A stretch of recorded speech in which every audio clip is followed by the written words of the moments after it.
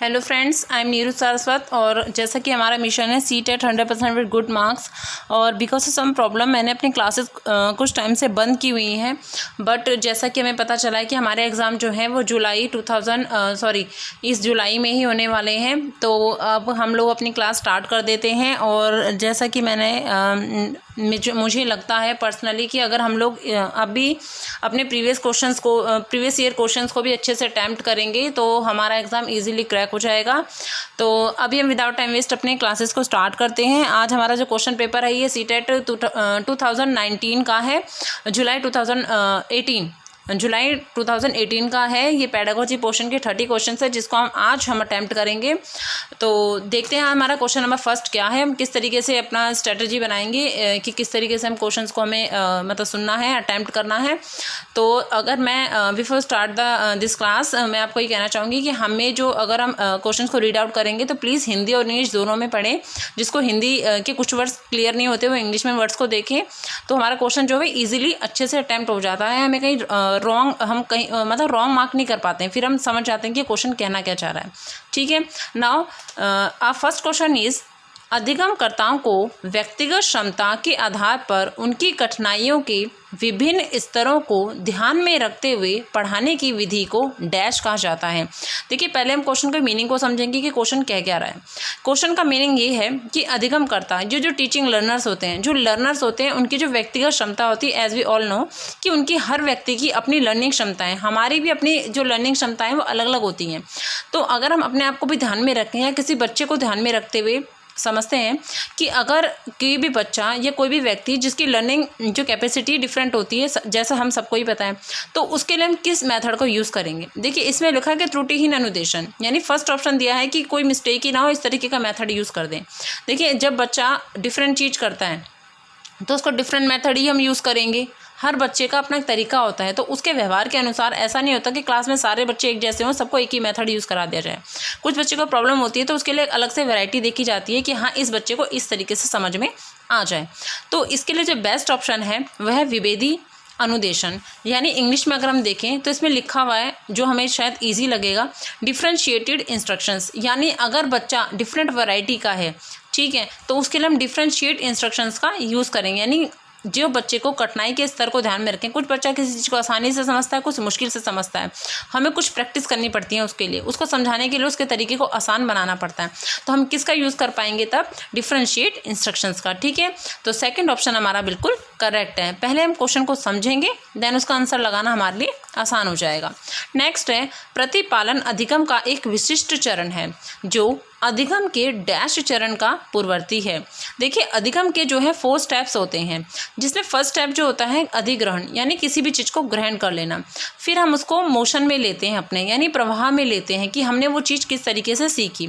फिर हम उसको एडॉप्ट कर लेते हैं, किसी भी चीज़ को उसका प्रतिपालन करने लगते हैं, उसको अपनी कंटिन्यूटी में लेते हैं। उसके बाद हम समझते हैं सामान्यकरण, यानी लास्ट में हम सामान्यकरण करते हैं कि हमने कितना सीखा, क्या रॉन्ग था, क्या नहीं था।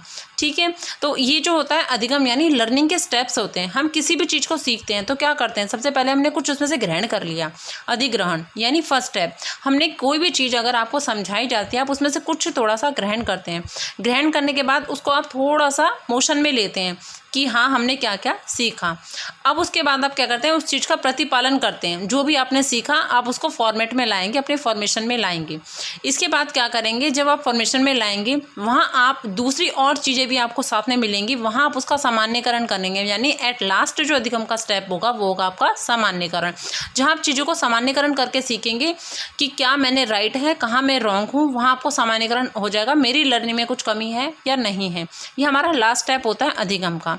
तो क्वेश्चन ये पूछा गया है कि प्रतिपालन अधिगम का एक विशिष्ट चरण है जो अधिगम के डैश चरण का पूर्ववर्ती है। पूर्ववर्ती इट मीन्स पहले, यानी प्रतिपालन किस स्टेप से पहले आता है।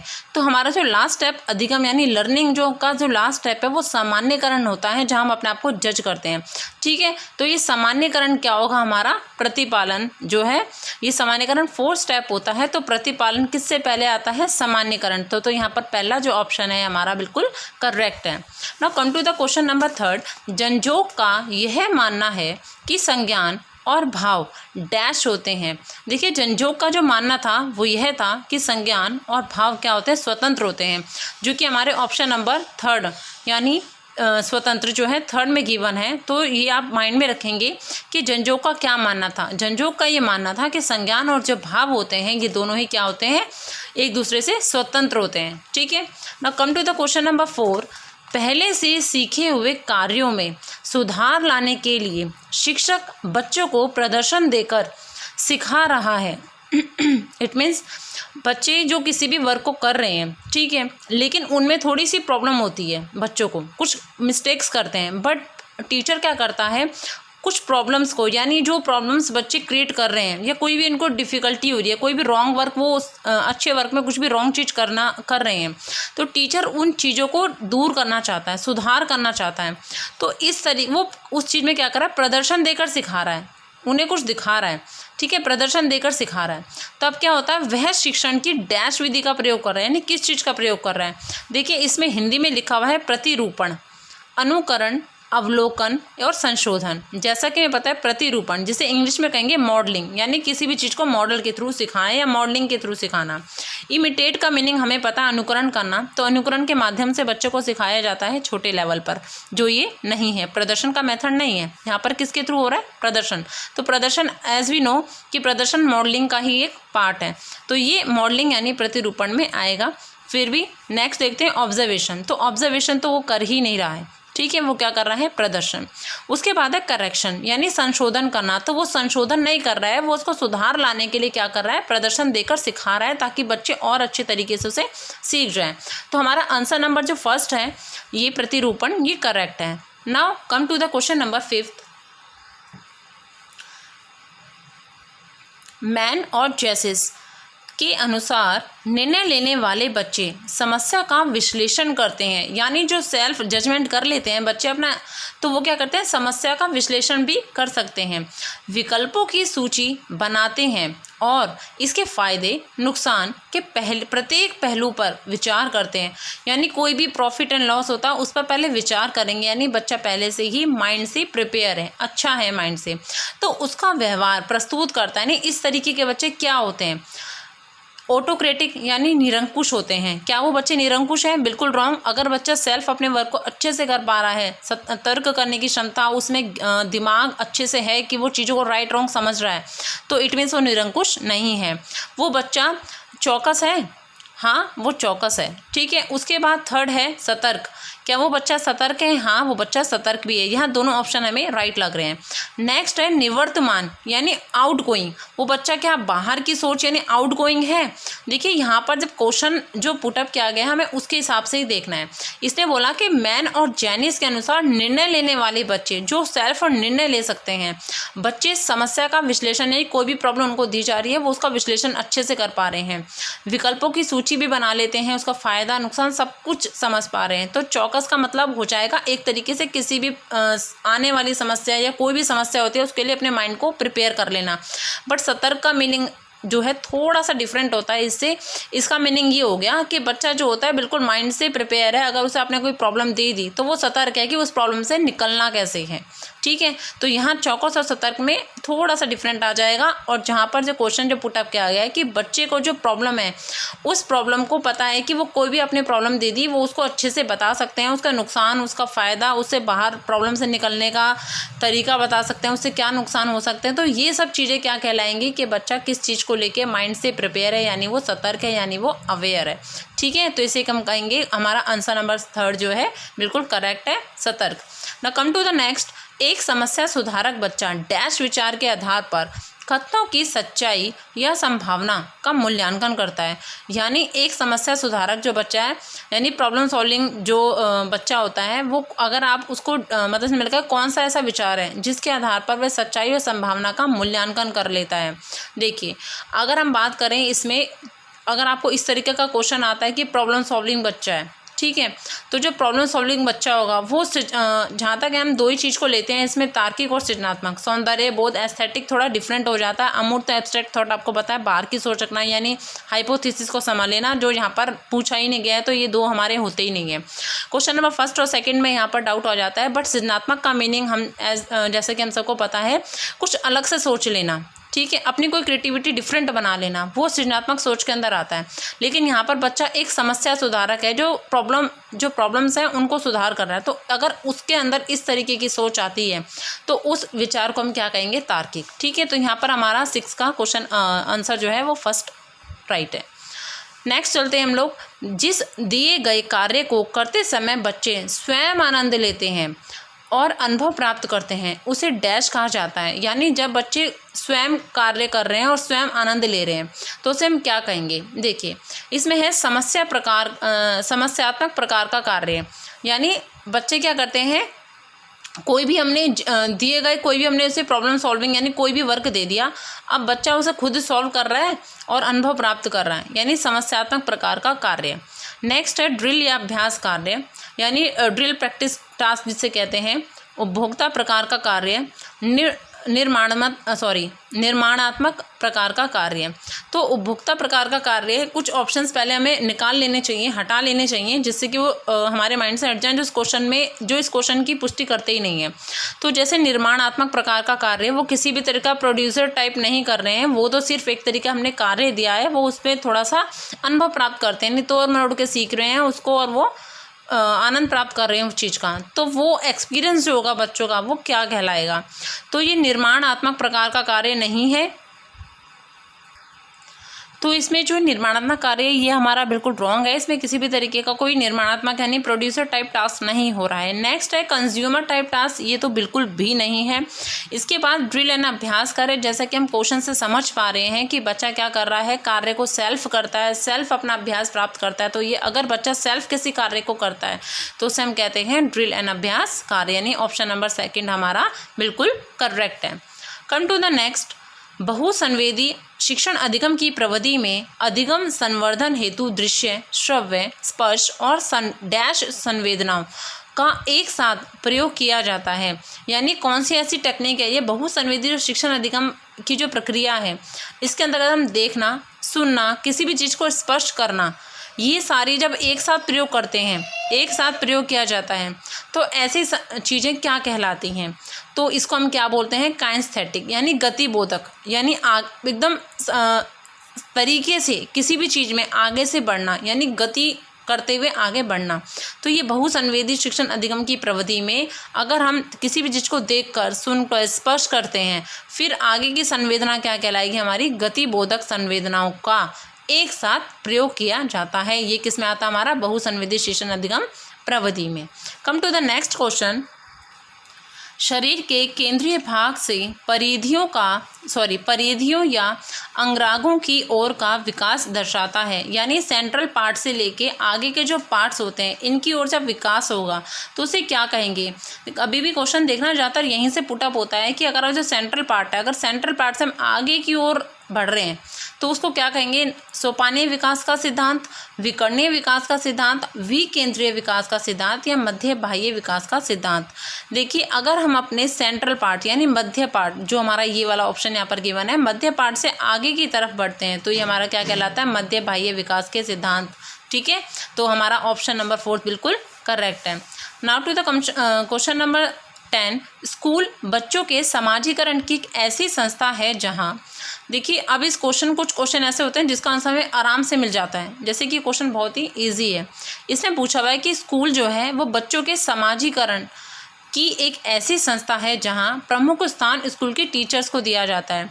तो ये बिल्कुल ही रॉन्ग है, टीचर्स की स्पेशल वैल्यू स्कूल में नहीं होती है। इसके बाद है प्रमुख स्थान स्कूल के बच्चों का होता है। सेकंड, अब थर्ड को देखते हैं, प्रमुख स्थान स्कूल की दिनचर्या का होता है। देखो दिनचर्या को हम कभी भी इंक्लूड तो होती है स्कूल में, लेकिन समाजीकरण के अकॉर्डिंग इसको फुल तरीके से इंक्लूड स्कूल की संस्था के अकॉर्डिंग नहीं किया जाता। नेक्स्ट है प्रमुख स्थान स्कूल की गतिविधियों का होता है। देखो अगर हम स्कूल की गतिविधियों को काउंट करते हैं तो वो स्कूल की मेंटेनेंस के तौर पर तो ठीक है, बट क्या बच्चे उसके अंदर अडॉप्ट हो पा रहे हैं। तो अगर हम समाज की संस्था के हिसाब से देखें तो गतिविधियाँ सिर्फ स्कूल की हैं। ठीक है। लेकिन स्कूल चलता किन से है? बच्चों से। यानी अगर बच्चों ने ज्ञान ग्रहण ही नहीं किया, बच्चे वहाँ पर सही तरीके से पढ़ ही नहीं पा रहे हैं, उनके विकास का ध्यान ही नहीं दिया जा रहा, तो वो स्कूल सही एक संस्था नहीं कहलाएगी। इसलिए जब स्कूल की बात की जाएगी कि स्कूल बच्चों के समाजीकरण की ऐसी संस्था है जहाँ सबसे मुख्य स्थान हमेशा, क्योंकि आज की जो एजुकेशन है वो चाइल्ड बेस है, तो इसलिए हमेशा प्रमुख स्थान किसको दिया जाएगा? बच्चों को। अगर फर्स्ट प्लेस की बात की जाए तो हमेशा बच्चों को ही दिया जाता है, तो इसलिए प्रमुख स्थान बच्चों को ही होता है। ऑप्शन नंबर 2 बिल्कुल करेक्ट है। कम टू द नेक्स्ट, जब आप एक शिक्षक समूह से जुड़ जाते हैं, यानी आप एक टीचर बन जाते हैं और अपने समूह के अन्य लोगों की तरह पोशाक धारण करते हैं, यानी उनकी तरह ड्रेस कोड होता है हमारा वो हम पहनते हैं, तो आप प्रदर्शन कर रहे होते हैं। तो आप किसका प्रदर्शन करते हैं? समूह की अनुरूपता यानी कन्फर्मिटी का, कि आप कन्फर्मिटी का बता रहे हो कि समूह के अनुरूप हो आप। नेक्स्ट है समूह की पहचान का, यानी ग्रुप आइडेंटिटी का। समूह आज्ञाकारिता का।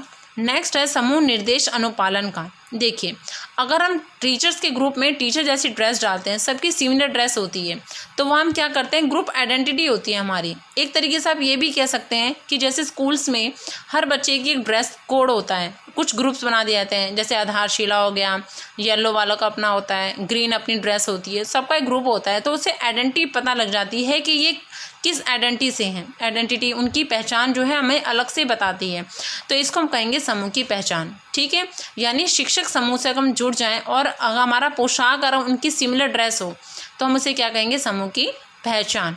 Now come to the question number 12। किसी वस्तु के स्थायित्व की अवधारणा पियाजे के विकास के डैश चरण में प्राप्त होती है। ये क्वेश्चंस मैंने पहले आपको करा दिए हैं। जीन पियाजे की थ्योरी जो मैंने आपको समझाई थी वो मोस्ट इंपॉर्टेंट थ्योरी है। अगर आप उसको अच्छे से नोट्स बनाते हुए प्रिपेयर करेंगे तो आपके काफ़ी क्वेश्चंस हैं जो उससे ही सॉल्व हो जाएंगे।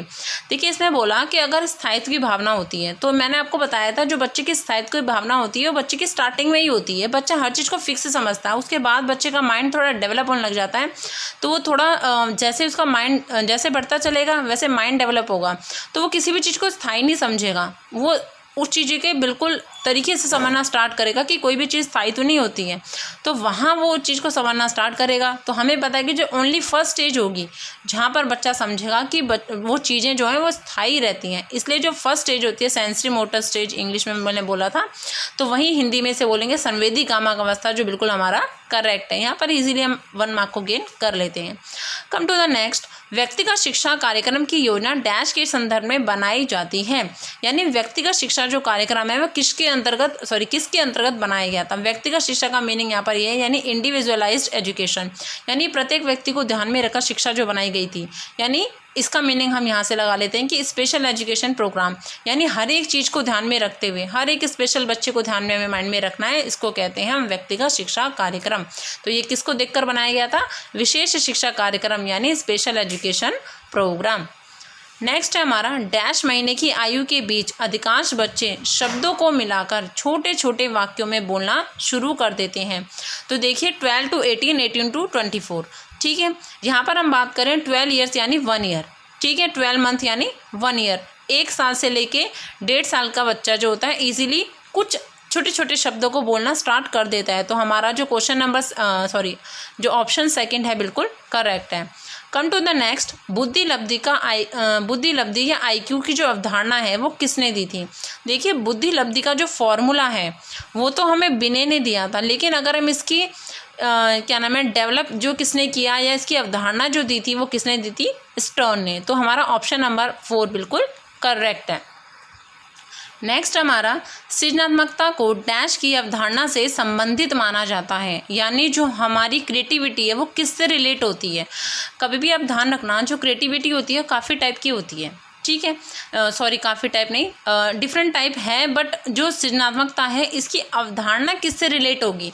तो जो डाइवर्जेंट और कन्वर्जेंट है, ये 2 थिंकिंग जो होती है हमारी, इनको हम समझ लेते हैं। देखिए, जो डाइवर्जेंट होता है इसका मीनिंग ये होता है कि जो हम किसी भी कार्य को, यानी हमारी वैरायटी मिलेंगी जहाँ पर आपको, ठीक है, जहाँ बहुत सारी वैरायटीज़ मिलेंगी वो हमारी कहलाएंगी डाइवर्जेंट, थिंकिंग। ठीक है, तो सृजनात्मकता जो होती है हमेशा डाइवर्जेंट होती है, ये आपको ध्यान में माइंड में रखना है।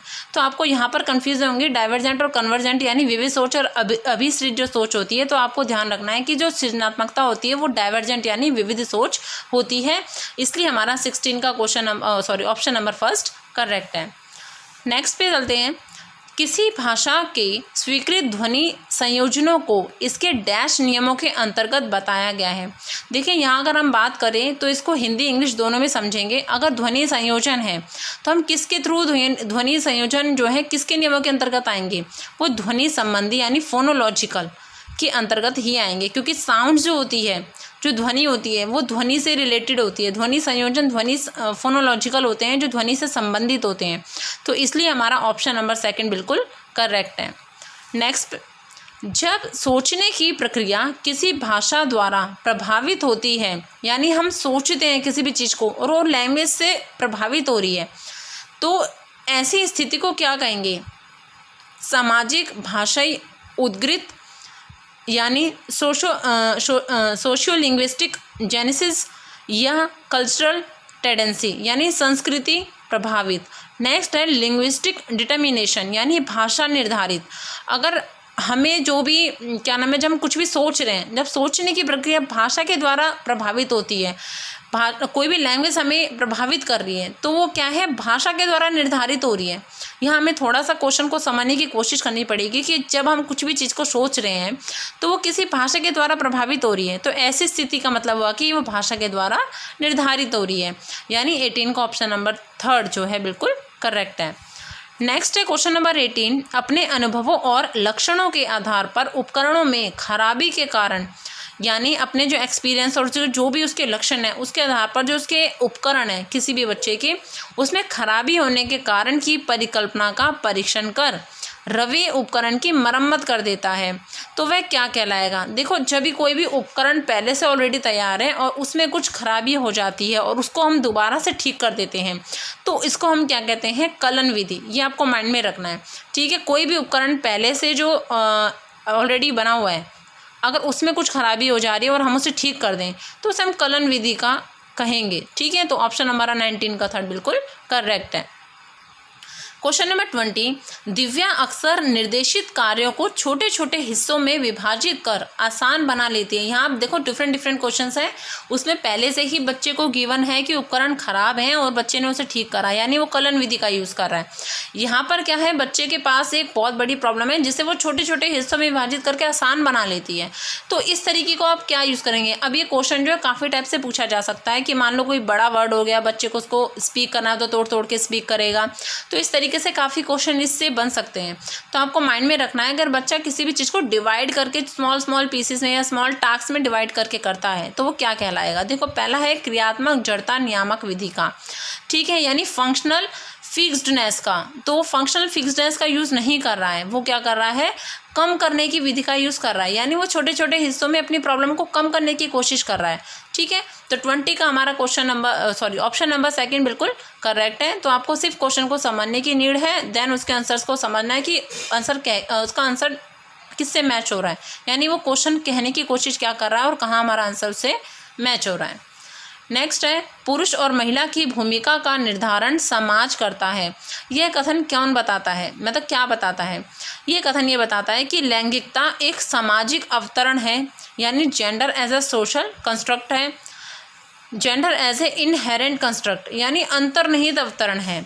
लैंगिकता एक आनुवांशिक प्रतिभा है, लैंगिकता एक अंतर्ज्ञानी अवतरण है, ये एक अंतर्ज्ञानी अवतरण है। देखिए, जो पुरुष और महिला है इसकी भूमिका का निर्धारण कौन कर रहा है, समाज। तो ये कथन क्या बताएगा कि लैंगिकता क्या है, एक सामाजिक अवतरण है। समाज में रहकर ही हमें लैंगिकता का अनुभव होता है, हमें लैंगिकता का ज्ञान प्राप्त हो जाता है और हमें पता लग जाता है कि पुरुष महिलाओं में क्या क्या डिफरेंस होता है, कैसे हम आसानी से उनको रिकॉग्नाइज कर लेते हैं।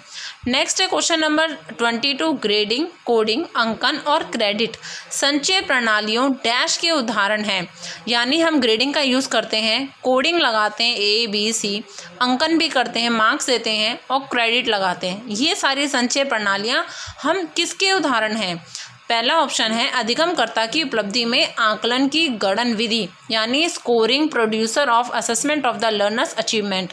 यानी स्कोरिंग प्रोड्यूसर्स यानी जो क्या है स्कोरिंग जो असेसमेंट बच्चों का किया गया है उसमें ये स्कोरिंग है उनकी, ठीक है, तो ये उनकी गणन विधि नहीं है।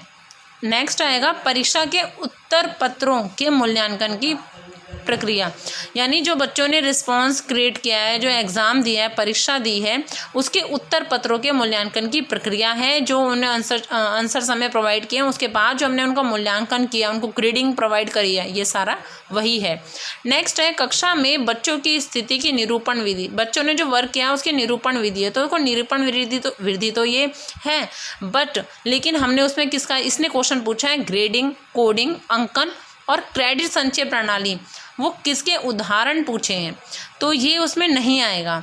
नेक्स्ट है आलेखन प्रत्ययन, रिपोर्ट कार्ड में एकेडमिक प्रगति को दर्शाना, रिपोर्ट कार्ड में हम उसकी जो प्रगति हो रही है उसको दर्शाने के लिए इसका यूज़ कर रहे हैं, ठीक है। देखिए फ्रेंड्स, इसको हम इंग्लिश में भी थोड़ा रीड आउट करेंगे ताकि हमें थोड़ा इजी से ये अटैम्प्ट करने में आसानी हो। फर्स्ट है scoring procedure of the assessment of learners achievement, यानी जो स्कोर बच्चे ने किया है, जो उसका प्रोसीजर असेसमेंट का, उसमें जो उसने अचीवमेंट प्राप्त की है उसको। Evaluation procedure of answer sheet of the examination, जो उसकी जो उत्तर पत्रिका है, जो नहीं यानी उसने जो आंसर्स दिए हैं, evaluation procedure of answer sheets of the examination, जो आंसर शीट्स हैं उसका हमने उसको इवेल्युएट किया है। उसके बाद है symbolizing position of childrens in the class, यानी बच्चों की जो पोजीशंस हैं उसको सिम्बोलाइज करना। Depict the academic progress in the report card, यानी जो उसकी एकेडमिक प्रोसेस है, रिपोर्ट कार्ड जो होती है उसमें उसने कितना अपना एकेडमिक स्कोर किया है। तो अगर हम बात करें ग्रेड, कोड, मार्क, क्रेडिट, तो ये हमारे किस में आएंगे, evaluation procedure of the answer sheet of the examination, ये हमारा नहीं होगा, इसका आंसर होगा score procedure of the assessment of the learners achievement, यानी अधिगमकर्ता के जो भी उसकी उपलब्धि उसने धारण की है उसकी क्या है, ये गणन विधि है, ठीक है। तो हमारा ऑप्शन नंबर फर्स्ट बिल्कुल करेक्ट है। इसके बाद नेक्स्ट है हमारा अधिगमकर्ता की उपलब्धि का आकलन शिक्षकों की सहायता करता है, यानी जब बच्चे का हम रिजल्ट एक तैयार कर देते हैं उसको, तो हमारी किस चीज़ में सहायता करेगा। फर्स्ट है कि शिक्षण के लिए गतिविधि की सूची तैयार करने में। सेकंड है अधिगमकर्ता के प्रदर्शन का रिकॉर्ड रखने में, यानी बच्चे ने जो भी प्रदर्शन किया उसका हमारे पास एक रिकॉर्ड तैयार रहेगा। नेक्स्ट है शिक्षण अधिगम विधि की प्रभावशीलता का मूल्यांकन करने में, यानी जो भी मेथड्स, टीचिंग मेथड्स हमने यूज़ किए हैं बच्चों को पढ़ाने के लिए, क्या वो कितने सक्सेसफुल होते हैं, तो इसी हमें इसे नॉलेज प्राप्त होगी। नेक्स्ट है कक्षा में अधिगमकर्ता के क्षमता समूह को बनाने में। देखिए यहाँ पर जो ऑप्शन है, अगर हम बात करें कि बच्चे के जब आकलन कर रहे हैं उसकी उपलब्धि का, यानी बच्चे ने जो भी स्कोर किया है, तो उसके लिए टीचर के लिए क्या चीज़ जो सबसे हेल्पफुल रही वो क्या रहेगी। देखिए इनमें से जो ऑप्शन नंबर थर्ड है, यानी अगर हम जो भी हमने टीचिंग एड्स बच्चे को पढ़ाने के लिए यूज़ किए हैं तो वो बच्चे के लिए कितने यूज़फुल हुए हैं, तो हमें जो ऑप्शन नंबर थर्ड है ये हमारा करेक्ट है, यानी जो भी हमने मटेरियल यूज़ किए बच्चे के लिए वो कितने यूज़फुल रहे, आगे हमें क्या क्या चीज़ें हैं वो सही और यूज़ करनी चाहिए, तो ये हमारे लिए हेल्पफुल रहेगा। ना कि ये कि उनका ग्रुपिंग क्या था या उनके जो अधिगमकर्ता के जो प्रदर्शन का रिकॉर्ड है उसको हम रख लें, तो ये हमारे लिए यूज़फुल तो है लेकिन इतने यूज़फुल नहीं है। तो सबसे जो बेस्ट ऑप्शन है हमें वो सेलेक्ट करना है, तो हमारा जो ऑप्शन थर्ड है वो बिल्कुल करेक्ट है। क्वेश्चन नंबर 24, समावेशी शिक्षा डैश के सिद्धांत पर आधारित है, यानी समावेशी शिक्षा ऐसा कौन सा सिद्धांत है जिस पर आधारित है। जहाँ हम बात करते हैं थोड़ा सा समावेशी शिक्षा की, सबको पता है कि जो समावेशी शिक्षा जो होती है वो किस लिए आई थी, हमारे इंक्लूसिव एजुकेशन किस लिए आई थी, ताकि जितने भी जो थोड़े से बच्चे थोड़े डिस्टर्ब होते हैं या थोड़ी इसके अंदर एबिलिटी डिफरेंट होती है नॉर्मल चिल्ड्रंस से, तो उनको अगर हम एक साथ एजुकेशन दी जाए तो उनकी जो उनके अंदर जो मेंटालिटी आ जाती है कि हम थोड़े से डिफरेंट हैं दूसरों से, वो थोड़ी सी दूर हो सके, वो भी नॉर्मल लोगों के साथ, नॉर्मल बच्चों के साथ स्टडी कर सके, उनके अंदर जो भावनाएं आ जाती हैं, गलत भावनाएं अंदर से आ जाती हैं, उनको दूर किया जा सके, वो भी नॉर्मल बच्चों के साथ एजुकेशन लेके अपने आप को अच्छा समझ सकें, ठीक है। तो इसलिए उनको समान अवसर प्रदान किए जाएँ, उनके साथ समानता का व्यवहार किया जाए, इसलिए हमने इस एजुकेशन को स्टार्ट किया था। तो इसने यही क्वेश्चन पूछा है कि समावेशी शिक्षा डैश के सिद्धांत पर आधारित है, यानी फर्स्ट ऑप्शन है विश्व बंधुता, तो विश्व बंधुता के ये नहीं था ये। नेक्स्ट है सामाजिक संतुलन, समाज के साथ संतुलन बनाए रखने के लिए, ये भी मतलब सही है बट करेक्ट ऑप्शन जो ये था कि उनके साथ समानता का व्यवहार किया जाए, उनको समान अवसर एजुकेशन लाइन में दिए जाएं।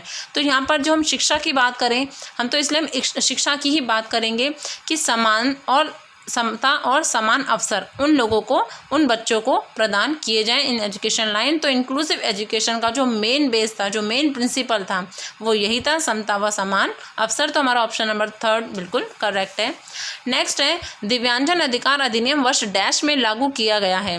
देखिए PWD जो है, इसके लेके KVS में भी क्वेश्चंस काफ़ी बार पूछा हुआ है कि ये जो PW एक्ट है ये किस ईयर में स्टार्ट हुआ था। अगर हम बात करें कि स्टार्ट हुआ था तो ये 1995 में स्टार्ट हुआ था, ये पुराना वाला था, बट इसको जो रिन्यू किया गया यानी लागू किया गया था, जब इसे लागू कर दिया गया तो इसे कब किया गया था, 2016 में। इसके बाद इसकी जो पूछा जाता है किस परसेंटेज में हमें जो PWD है वो किस परसेंटेज के अंतर्गत जो सर्टिफिकेट्स हैं वो बनते हैं, तो वो 40% पे स्टार्ट हो जाते हैं, आपको ध्यान रखना है। नेक्स्ट है क्वेश्चन नंबर 26, व्यक्तिगत विविधताओं वाले बच्चे को पढ़ाने के लिए ऐसे विद्यालय होने चाहिए जहां टीचर्स यानी जो इंडिविजुअल डिफरेंस होता है बच्चों में पाया जाता है, तो ऐसे बच्चों को स्टडी कराने के लिए ऐसे विद्यालय होने चाहिए जहाँ पर टीचर्स कैसे होने चाहिए, जहाँ टीचर्स, फर्स्ट ऑप्शन है, बच्चों को समरूप अधिगमकर्ता बनाने में प्रशिक्षित हों, यानी उनको समरूप अधिगमकर्ता, समान रूप से वो चीज़ों को ग्रहण कर सकें, ऐसे टीचर्स होने चाहिए। नेक्स्ट है व्यक्तिगत विविधता के आधार पर वर्गीकृत की गई कक्षा के विभिन्न वर्गों में पढ़ा सकें, यानी डिफ्रेंशिएट कर दिया जाए बच्चों को और उसके अकॉर्डिंग उन्हें पढ़ा सकें। नेक्स्ट है विविध अधिगम आवश्यकता के अनुसार, यानी जितने भी बच्चों को स्पेशल नीड्स आ रही हैं उनकी शिक्षण अधिगम प्रविधियों का यूज़ यानी प्रयोग करने में वो प्रशिक्षित हों, यानी बच्चे को जिस भी टीचिंग एड्स की आवश्यकता हो रही है, वो जिस भी चीज़ को जिस तरीके की पेडागोजी बच्चे के लिए यूज़ करनी है, बच्चे का जिस तरीके का माइंड है, जैसे मान लो थोड़ा सा किसी चीज़ को समझने में वो तो डिफ़िकल्टी फील कर रहा है, कोई बच्चा मैथ्स में वीक है, कोई इंग्लिश में वीक है, तो हमें उनकी प्रॉब्लम को समझना पड़ता है कि वो क्या उन्हें प्रॉब्लम हो रही है, हमें किस तरीके से सॉल्व करना है। तो हमारा ऑप्शन नंबर 3 बिल्कुल करेक्ट है। इट मीन्स कि जब बच्चे की जो विविध अधिगम आवश्यकताएं हैं और उनकी जो शिक्षण प्रविधियाँ हैं, हमें किस तरीके की टेक्निक का यूज़ करें कि बच्चे को वो चीज़ें लर्न हो जाएं, बच्चे के माइंड में वो चीज़ समझ में आ जाए। तो अगर हम बात करें कि व्यक्तिगत विविधता वाली क्वेश्चन आता है, तो वहाँ पर ऑप्शन यही करेक्ट है कि विविध अधिगम आवश्यकता के अनुसार विविध शिक्षण अधिगम प्रविधि का यूज़ करने में प्रशिक्षित हो, यानी ऐसे ही टीचर्स की नीड है। क्वेश्चन नंबर 27, निःशुल्क व अनिवार्य बाल शिक्षा अधिकार अधिनियम 2009 दिव्यांग बच्चों की निःशुल्क शिक्षा के आधार को सुनिश्चित करता है। ये क्वेश्चन काफ़ी टाइम से रीड आउट करते आ रहे हैं। सबको पता है कि 6 से 14 साल यानी 6 to 14 ईयर्स के बच्चे जो हैं अनिवार्य और निःशुल्क शिक्षा के अंतर्गत आते हैं।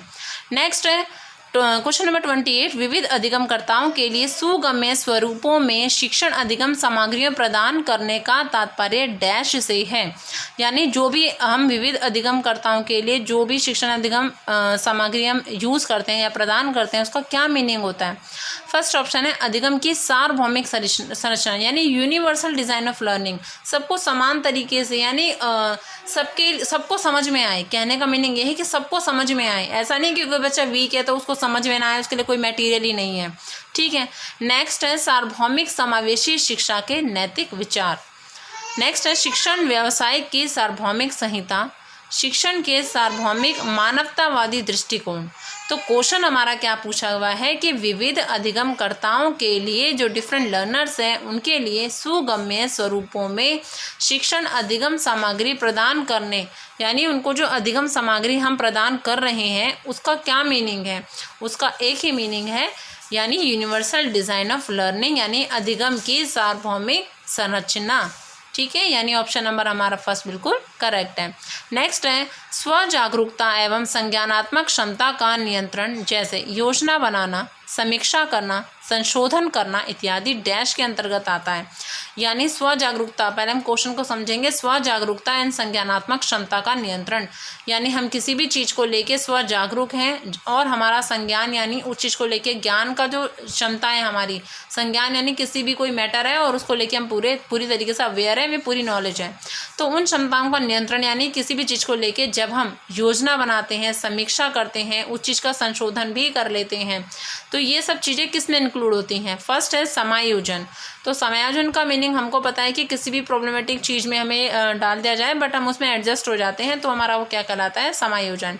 केंद्रीकरण कर लेना, ये भी नहीं आएगा। नेक्स्ट है संज्ञान बोध, यानी हमें उस चीज़ का बिल्कुल बोध है, यानी पूरी तरीके से नॉलेज है, यानी इसका आंसर नंबर हमारा थर्ड बिल्कुल करेक्ट है।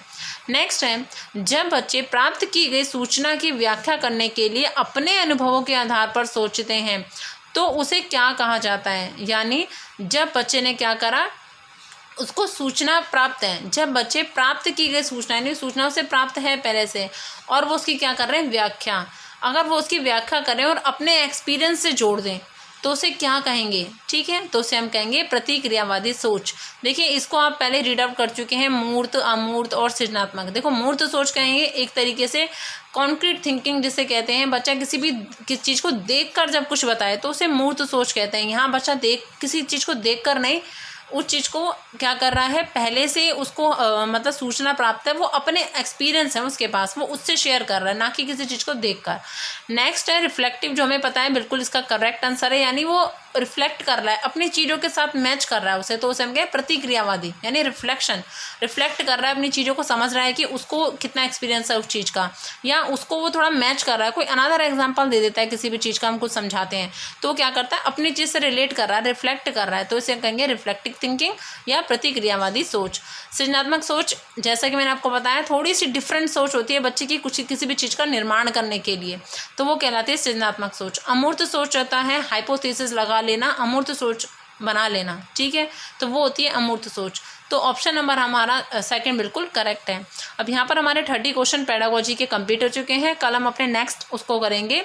अगर आपको अच्छी लगती है वीडियो तो please like it. Thank you.